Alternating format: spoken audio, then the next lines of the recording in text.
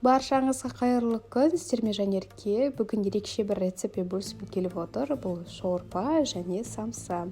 Түрі өте сүйкімді, әдемі, дәмі де өте керемет болып шығады екен. Ал ендеше видеоны соңына дейін қараңыздар. Ең бірінші тартылған етімізге құйрық май қосамыз. Қаласаңыз етті майдалап турап қолдансаңыздар болады. Мен тартылған етпен жасап жатырмын.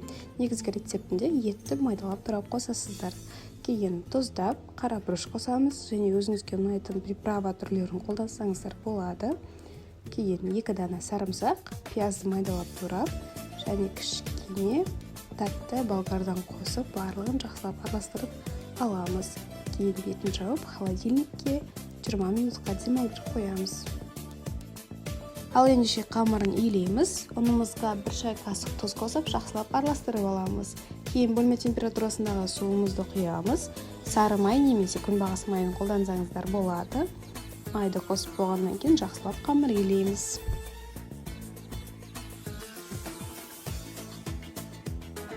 Қамырымызды илеп болғаннан кейін бетін жауып 20 минутқа демалдырып қоямыз. Ал енді салмамызға картопты майдалап турап қосамыз.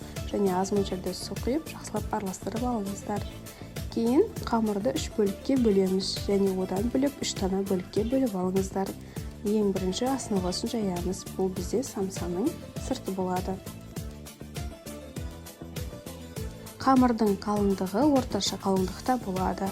Кейін ортасына салмасын саламыз. Егер де сіздерде суларыңыз көп болып кетсе, дәл осы қамырды шұңғылда ыдысқа салып, кейін барып салмасын салыңыздар. Себебі көп үстінде су ағып кетеді. Мендегі суды фарштың өзі тартып алып тұр. Ал егер де сіз етпен жасайтын болсаңыздар, сәл шұңғылдау ыдысқа орналастырып барып самсаны бүгетін боласыздар. Кейін самсаның барлық түбін, барлық жерін жақсылап жауып шығамыз.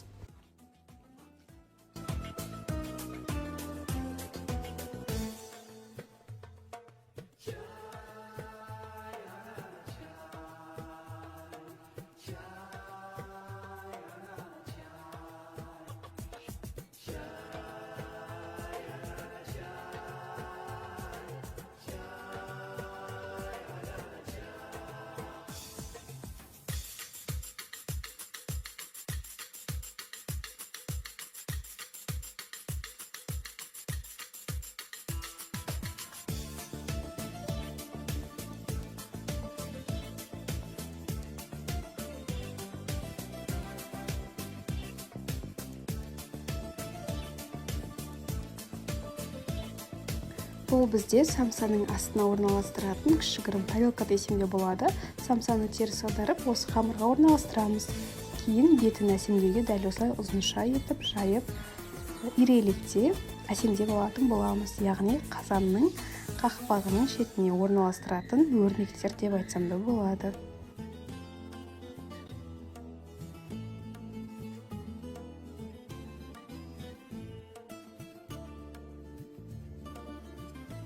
Самсаларымызды пергамент қағазына орналастырып, бетіне жұмыртқаны жағып шығамыз. Кейін өрнектерін де орналастырып, оның да бетіне жұмыртқаны жағып шығатын боламыз.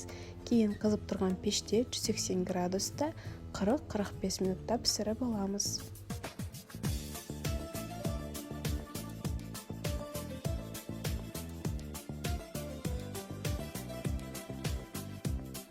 Мінеки, біздің самсаларымыз дайын болды. Менде ыстықтай болып тұр. Дәл бетін осылай пышақпен кесіп аламыз. Қатты ыстық болғандықтан ұстау өте мүмкін емес. Көрсеңіздер, дәмі деген өте керемет болып шығады. Жәнеден сорпасының өзін айтсаңызшы, өте дәмді. Ыстықтай күйінде ұсынсаңыздар өте керемет болады екен. Ал видеом ұнаса лайк басып, пікіріңіз болса комментарий бөліміне қалдыруды ұмытпаңыздар. Ең бастысы менің YouTube каналыма тіркеліп, қоңыраушаны басуды ұмытпаңыздар. Сіздермен болған Жанерке. Видеоны соңына дейін қарағандарыңызға рахмет.